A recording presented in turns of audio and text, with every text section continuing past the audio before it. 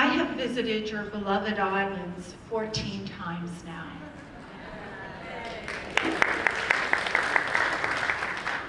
I journeyed to Honolulu in 2010 because I had taken 4 years off from my work at Edmonton Public to do my dissertation.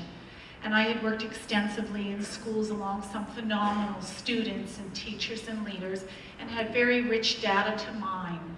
And I couldn't figure out what the data meant to me and what that would mean when I went back into school.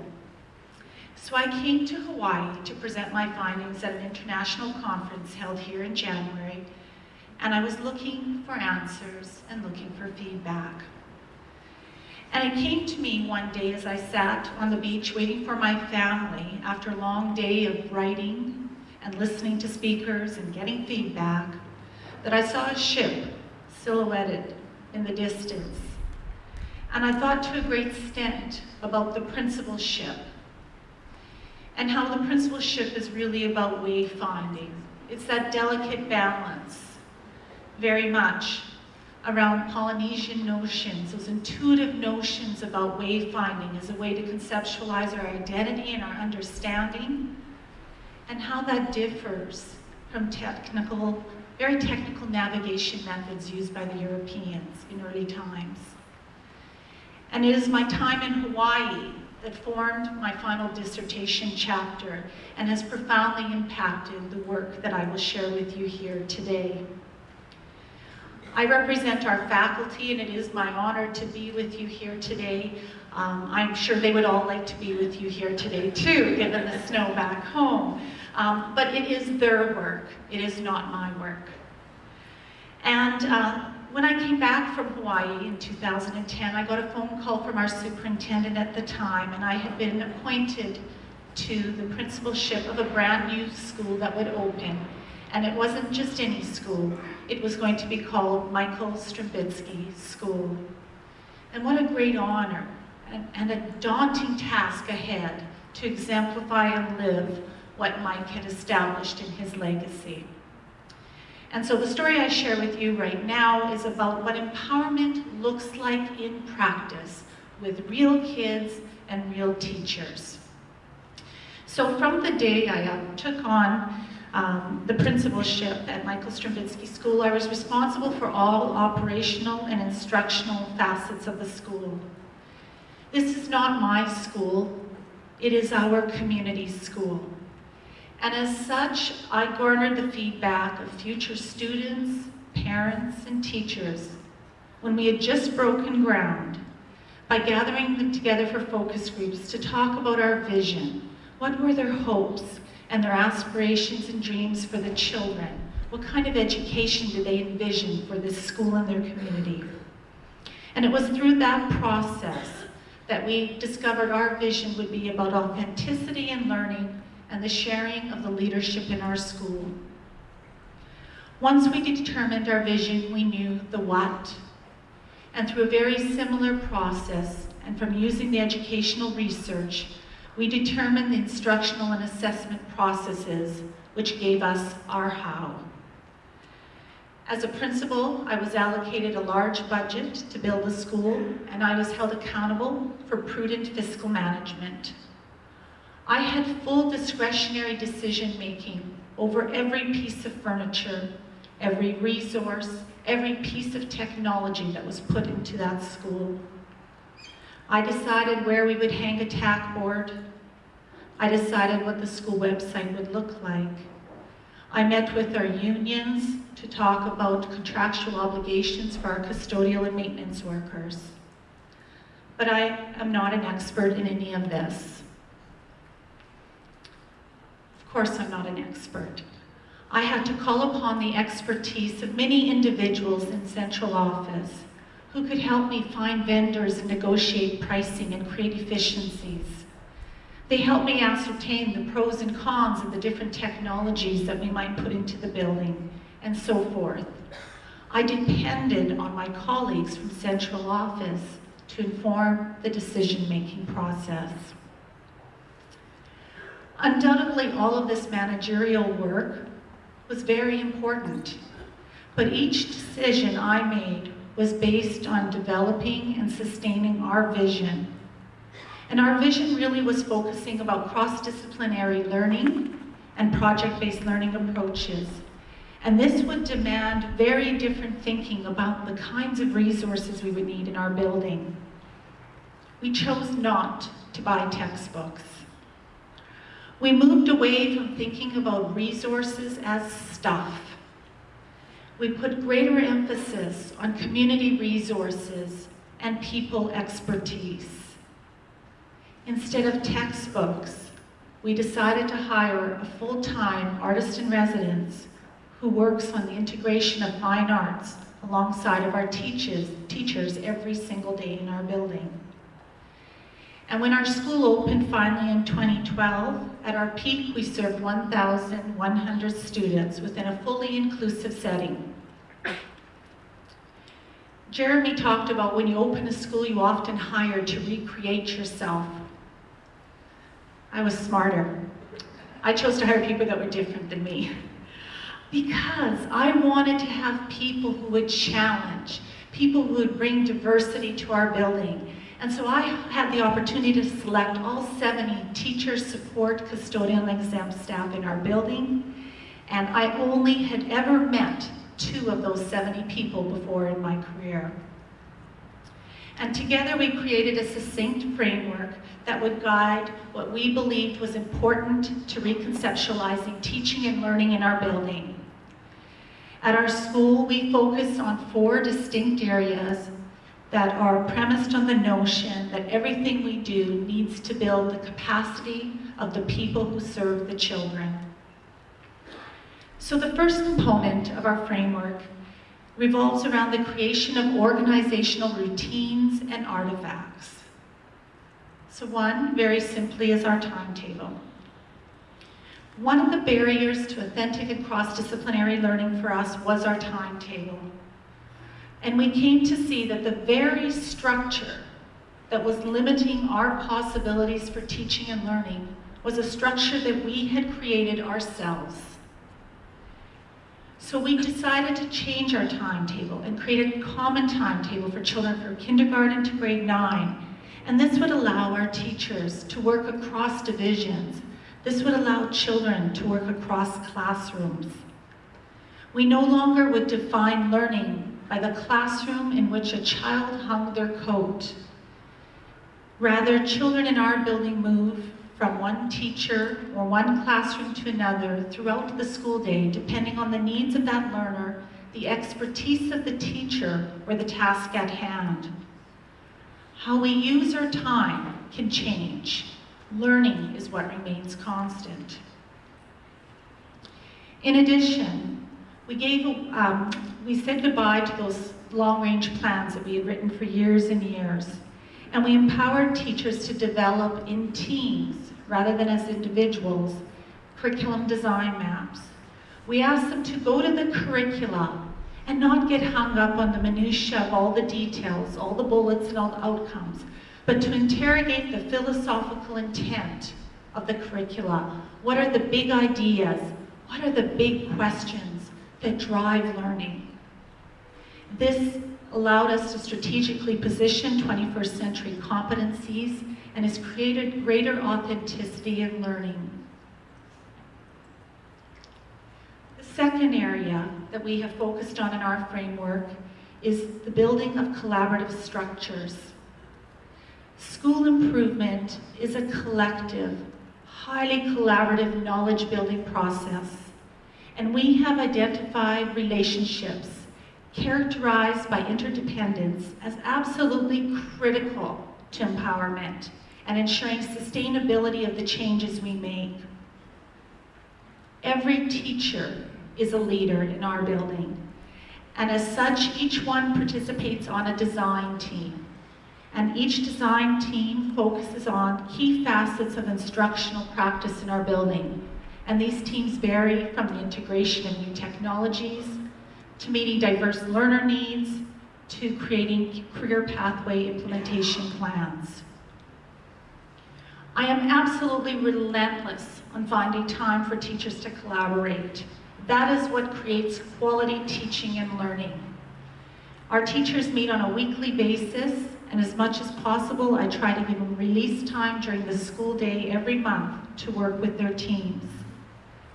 This has been integral to creating a culture that is professional. A professional culture harnesses collective expertise, and a professional culture is about collective responsibility for the results. The third area we've targeted is professional learning, and Tommy spoke about this earlier today. Adult learning. Every Thursday after school, we engage in book studies, the reading of research, and in professional learning sessions, often led by our own faculty. We initially thought that professional development would be about learning all the things we needed to do in this new school together. And we were terribly wrong. The professional learning that has been most valuable for us has been unlearning. Unlearning and relearning. Our real work, we know, is about unlearning what we know and have always traditionally practiced in schools. The real work for us has been learning to interrogate what we take for granted and the status quo. Part of our professional development has also focused it on the understanding of the 21st century competencies. These competencies have required a huge shift for our teachers, from that of content delivery to a competency focus or competency development. And competency development is less about knowing about something, and it's so much more about knowing how. And this strikes at the very core of what it means to teach. Where we once thought that we were experts and disseminators of information, we now see ourselves in our building as designers and architects of learning. So professional learning should always elevate the professionalism of teachers, and we do this through collective inquiry. When we're interested in something, we bring in all of the research, the books, the programs, everything absolutely out there on that given topic. And then we empower our teachers to look at that and to assess the merits and limitations of those materials so that we can create our own definition of that work. The fourth aspect of our framework is around finding an intentional focus on reflective practice. Finding tranquility in the context of our very busy lives and busy school days is not always easy. But we believe strongly that an empowered culture leverages reflective practice as a means to challenging both tacit and explicit assumptions, processes, and structures. Reflection underpins our learning at Michael Strembitsky. There are many distractors that our teachers face each and every day. And it is one of our primary responsibilities as a school leadership team to mitigate and negotiate that for our teachers. And we structure time with our faculty to very intentionally talk about what we need to continue to do, what we may need to adjust, and most importantly, what we need to stop doing. We can't keep adding to the plate of teachers. To realize the vision of what it means to be an empowered school within a dynamic context will require faculties to be courageous and intentional, because not only do we need to reflect individually and in our school teams, we need to open ourselves up to reflect with external stakeholders, just as you are doing here today. So what have we learned in our story at Michael Strembitsky School about empowerment? Well, we've learned that there are many, many stakeholders, as you can see on this screen, that subsequently influence the possibilities for school improvement. We have a deepened understanding that we cannot achieve our vision through a traditional, formal, one-person leadership model that would elevate me or any of you who are principals in this room to that of a heroic leader. That leaves the substantial talents of our teachers largely untapped. And we need to harness the collective power of our teachers. School improvement cannot happen to teachers. It cannot happen for teachers. It must happen with and by teachers. And so we see the problem of scaling up school improvement, whether it's in our school or perhaps in a system such as yours, to be one of capacity building and empowerment. Teachers are not at the periphery of this reform discussion. In fact, teachers are central to this work. Within the empowered culture of our district at Edmonton Public, I spend less and less time on operational and managerial aspects of my work. I choose to focus on instructional leadership, and I refrain from positioning my work as a dichotomy, an either or. I am not either a manager or an instructional leader. My work is very much about morphing. It's about oscillating on a continuum and trying to find that delicate balance between both of those roles, because both are important.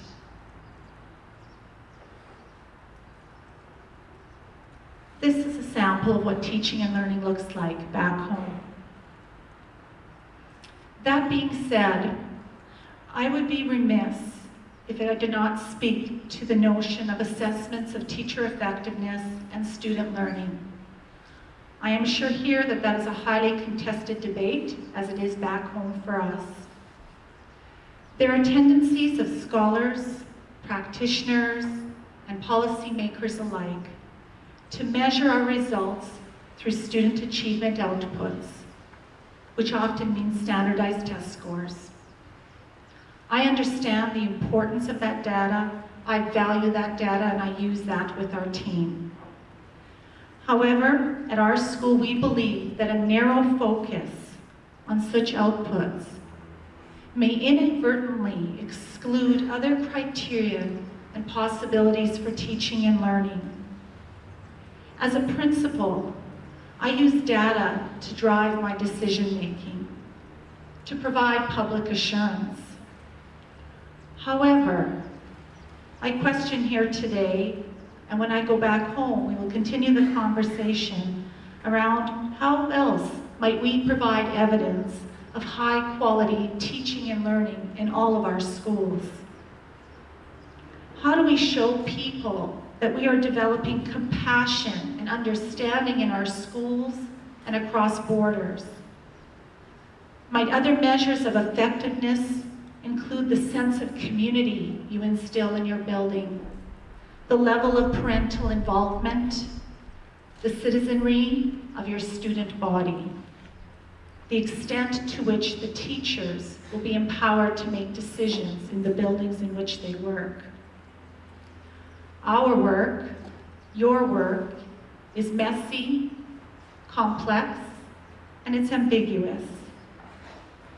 And it just simply cannot be reduced to a test score.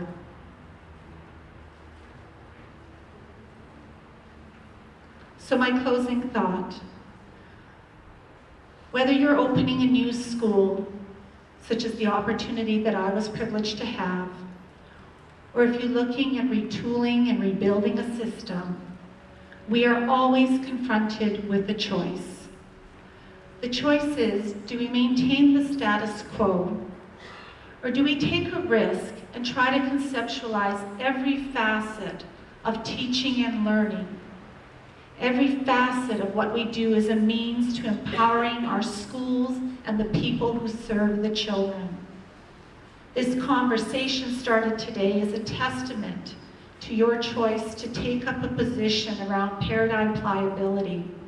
And having paradigm pliability requires having courage.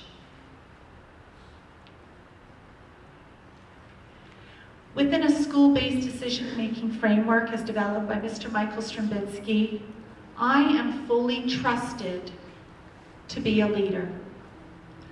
I have the freedom to determine what needs to be done because I know our local context best.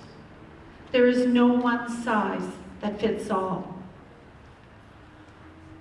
Back home, I have the authority to do what is right, and I'm expected to engage all of our stakeholders in that work. I am held accountable for results, but I am supported when I need assistance. And I am trusted, and because of that trust, I am empowered. Mahalo.